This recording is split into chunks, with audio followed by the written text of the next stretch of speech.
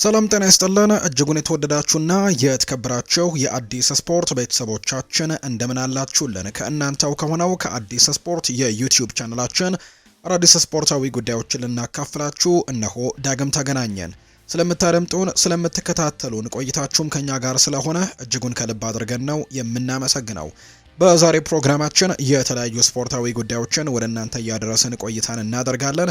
ከነዚህ መካከል ትልልቆቹን የአውሮፓ ክለቦች የተመለከቱ ስፖርታዊ ጉዳዮችን እያነሳን ቆይታን የምናደርግ ነው የሚሆነው። እናንተም ቪዲዮአችንን ላይክ፣ ቻናላችንን ሰብስክራይብ እያደረጋችሁ ቆይታችሁን ከኛ ጋር እንድታደርጉ የአክብሮት ግብዣችንን ወደ እናንተ እያደረስን እንገኛለን። የተለያዩ ስፖርታዊ ጉዳዮችን ከክለቦች ጋር አያይዘን ከዛ በተጨማሪ ከዝውውር ጉዳዮች ጋርም ሰፋ አድርገን ወደ እናንተ የምናደርሳቸው መረጃዎች ያሉ እነሱን ጉዳዮች እየተከታተላችሁ ከኛ ጋር ቆይታን አድርጉ። ከመሸጋገሪያ በኋላ በድጋሚ ተመልሰን እንገናኛለን። አብራችሁኝ ቆዩ።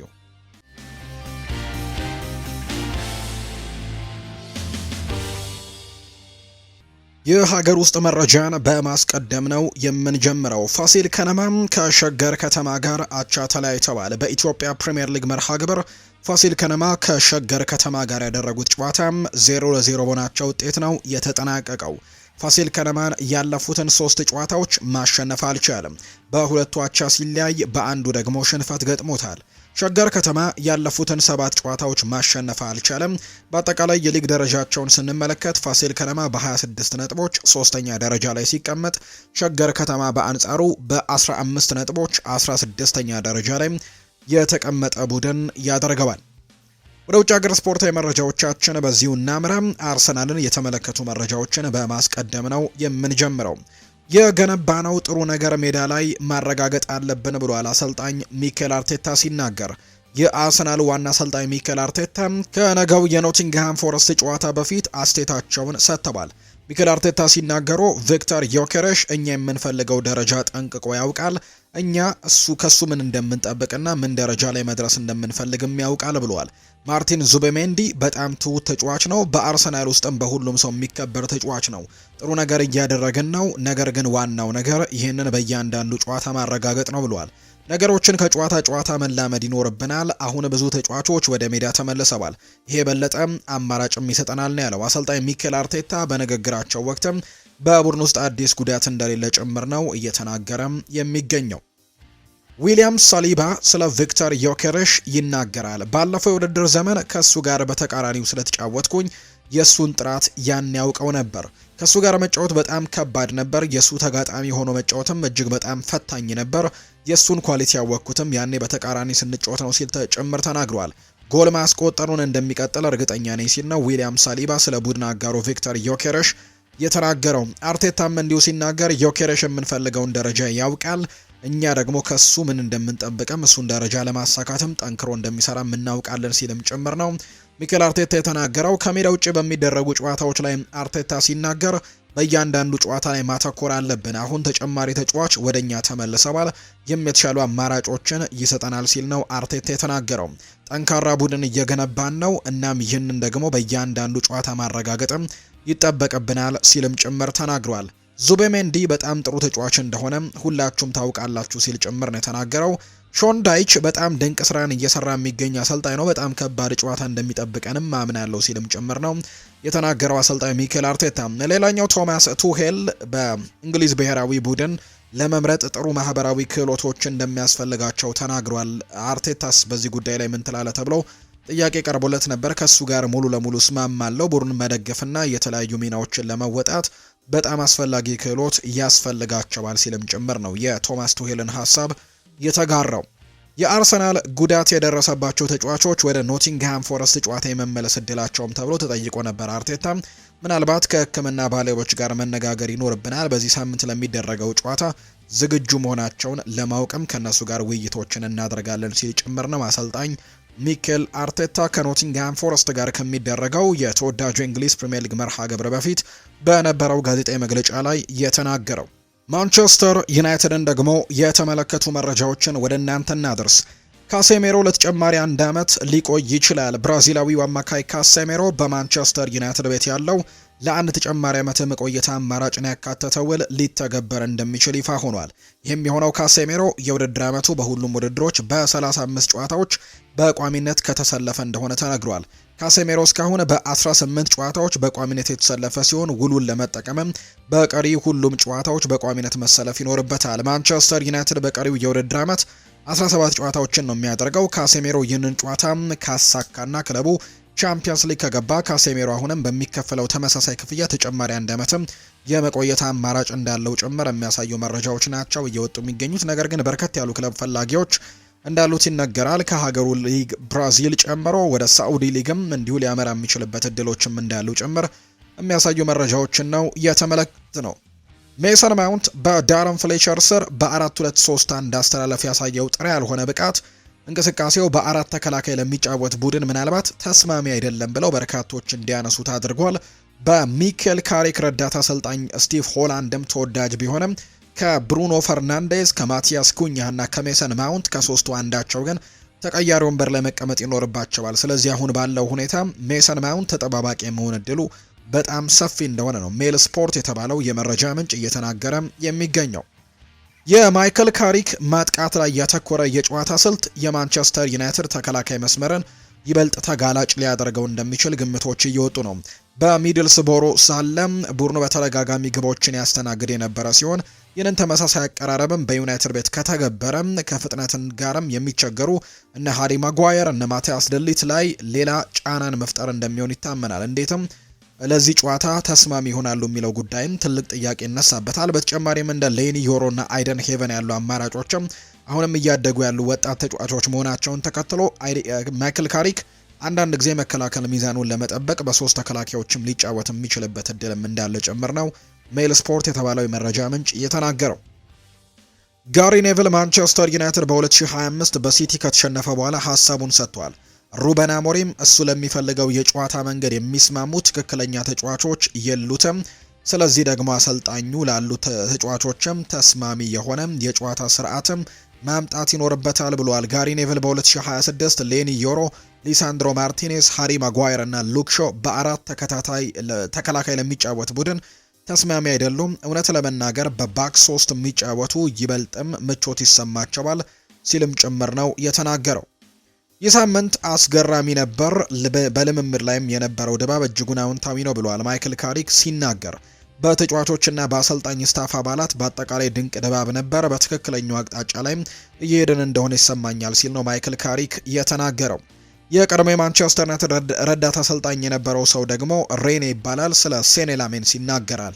ትልልቅ ቡድኖችን ስትመለከት አርሰናል፣ ሊቨርፑል እና ሲቲም በጣም ጥሩ ግብ ጠባቂ ያላቸው፣ ዩናይትድ ግን ለደረጃው በቂ የሆኑ ግብ ጠባቂዎች የሉትም። ሴኔ ላሜንስ ወደፊት በጣም ጥሩ ግብ ጠባቂ ሊሆን ይችላል፣ ነገር ግን በአሁኑ ሰዓት ለማንቸስተር ዩናይትድ ዝግጁ ነው ብዬ ግን አላስብም። ለጊዜው የኔ አስተያየት ይሄ ነው። አስተን ቪላ እንኳን ብትመለከቱ ኤሚሊያኖ ማርቲኔዝን ይዘዋል። እንደዚህ አይነት ግብ ጠባቂዎች ናቸው ጨዋታዎችን ማሸነፍ የሚችልበትን እድል የሚሰጡ ሲልም ጭምር ነው የተናገረው ይህ የቀደመ ማንቸስተር ዩናይትድ ምክትል አሰልጣኝ። ማንቸስተር ዩናይትድ ባለፉት 24 ሰዓታት ውስጥ አንድ ስሙ ያልተጠቀሰ አማካይን ለማስፈረም ንግግር አድርጓል የሚል መረጃን ቤን ጃኮብስ ይፋ አድርጓል። ተጫዋቹ የፕሪሚየር ሊግ ልምድ ያለው ሲሆን በአሁኑ ሰዓት ግን ከእንግሊዝ ውጭ እየተጫወተ የሚገኝ ተጫዋች እንደሆነ በርካቶች እያነሱ ይገኛሉ። ቤን ጃኮብስም ይህንን መረጃ አጋርቶታል። ይህንን ተከትሎ በርካታ ሰዎች ምናልባት ሩበን ኔቬስ ሊሆን ይችላል የሚሉ ግምቶችን ሲያሰፍሩ ተመልክተናል። ነገር ግን እንደወጡት መረጃዎች ከሆነ ይህ ተጫዋች አሁን ላይ በአውሮፓ ሊጎች እየተጫወተ የሚገኝ ተጫዋች እንደሆነ ተነግሯል። በእንግሊዝ ፕሪሚየር ሊግ ልምድ ያለው ተጫዋች ነው። ነገር ግን አሁን ላይ ከእንግሊዝ ውጭ በሚገኙ የአውሮፓ ታላላቅ በአውሮፓ ሊግ ግን እየተጫወተ ወይም አውሮፓ ሊግ ውስጥ እየተጫወተ የሚገኝ ተጫዋች እንደሆነ የተነገረውና ሩበን ኔቬስ ደግሞ ከአውሮፓ ውጪ ሳኡዲ ነው እየተጫወተ የሚገኘው። ስለዚህ ሩበን ኔቬስ አይደለም የሚል መረጃ ነው የወጣው። አንቶኒዮ ኮንቴም በቀድሞ የማንቸስተር ዩናይትድ አሰልጣኝ ሩበን አሞሪም ላይ ትችቱን ሰንዝሯል። በአሁኑ ጊዜ አንዳንድ ወጣት አሰልጣኞች ኩራተኛ ናቸው፣ ከተጫዋቾቻቸው ጋር ለመላመድም ፈቃደኛ አይደሉም።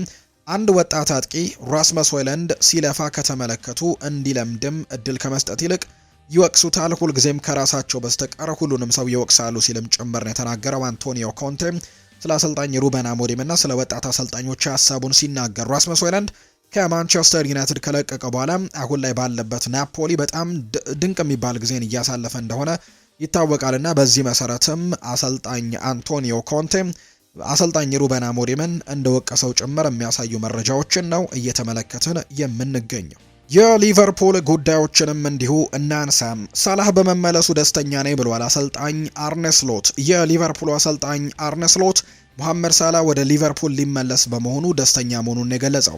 ሳላህ ከግብጽ ጋር ጨዋታ አለበት፣ ከዛ በኋላ ወደ ክለቡ ይመለሳል። ሲመለስ ደግሞ በጣም ደስተኛ እንሆናለን። ሊመለስ መሆኑን በጣም አስደስቶኛል ሲልም ነው አርነ ስሎት የሚናገረው።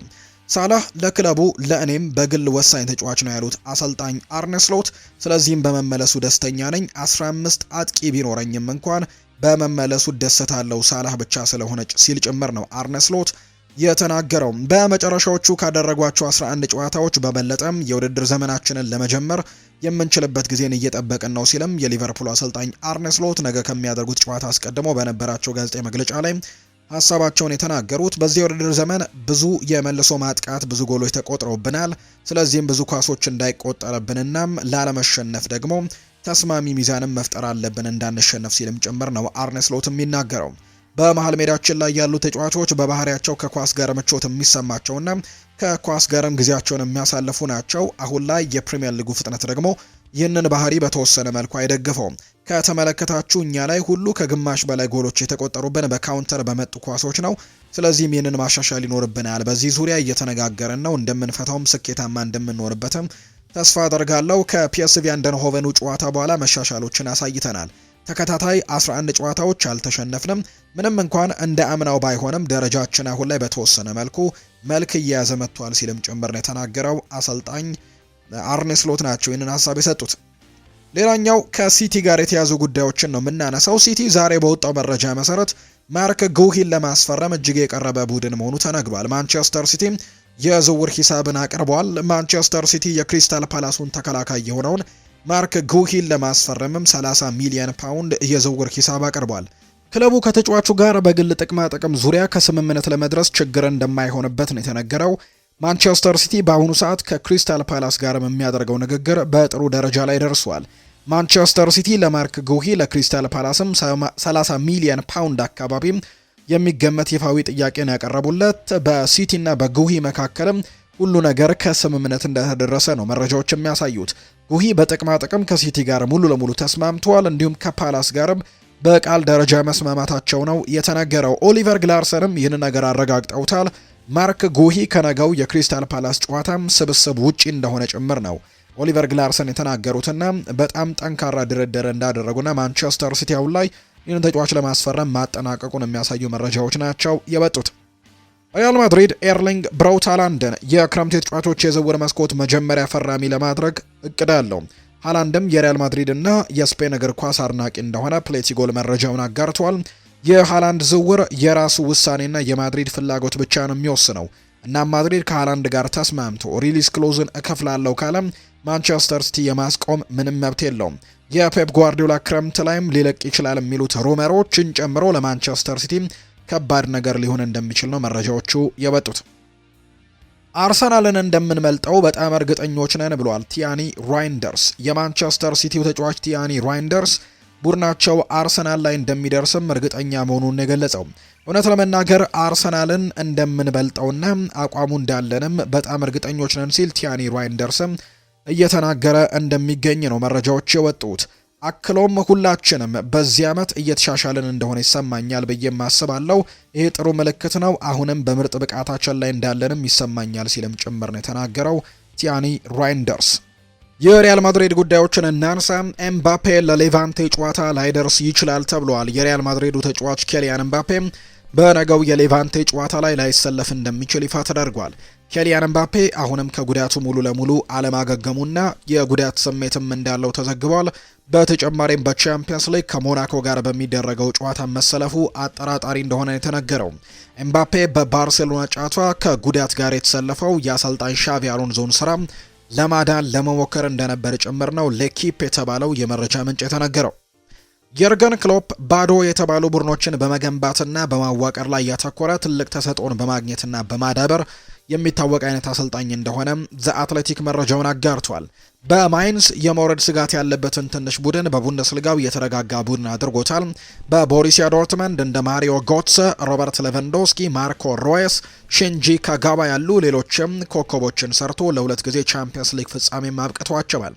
በሊቨርፑል እንደ ሳላህ፣ ሳዲዮ ማኔ፣ ቨርጅል ቫንዳይክ፣ ሮቤርቶ ፌርሚኖ፣ አንድሪ ሮበርትሰን፣ ትሬንት አሌክዛንደር አርኖልድ፣ አሊሰን ቤከር ያሉ ተጫዋቾችን ወደ ምርጥ ዓለም አቀፍ ደረጃቸው ቀይሯል።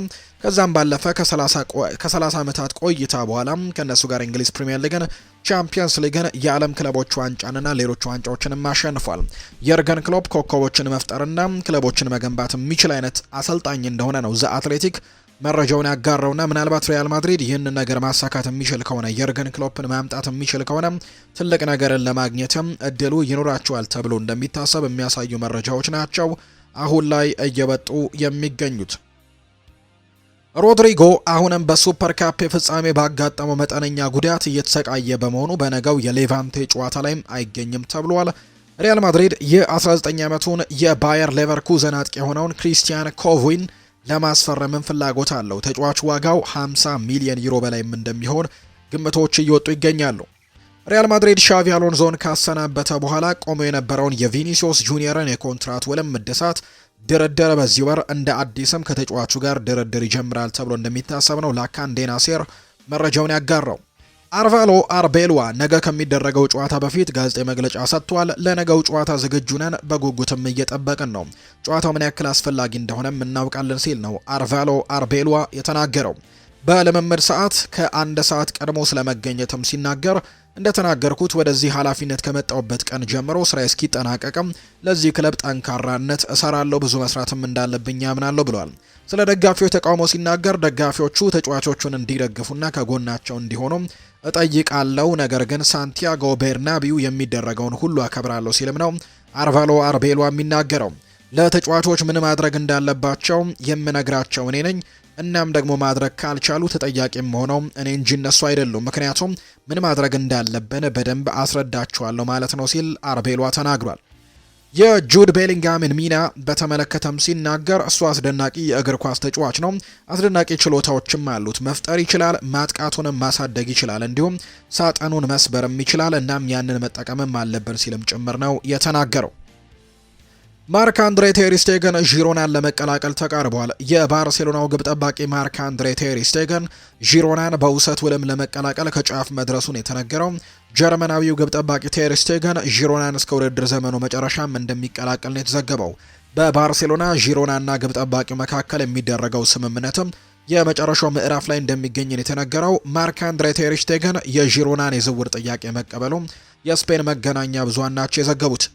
ዶኒያን ማለን ሮማን ተቀላቅሏል። የአስተን ቪላው የፊት መስመር አጥቂ ዶኒያን ማለን ወደ ጣሊያኑ ክለብ ሮማ የሚያደርገውን ዝውውር አጠናቋል። ማለን በአስተን ቪላ ቤትም ደስተኛ ቢሆንም ዋና አጥቂ ሆኖ መጫወት በመፈለጉ ምክንያትም ክለቡን ለቋል።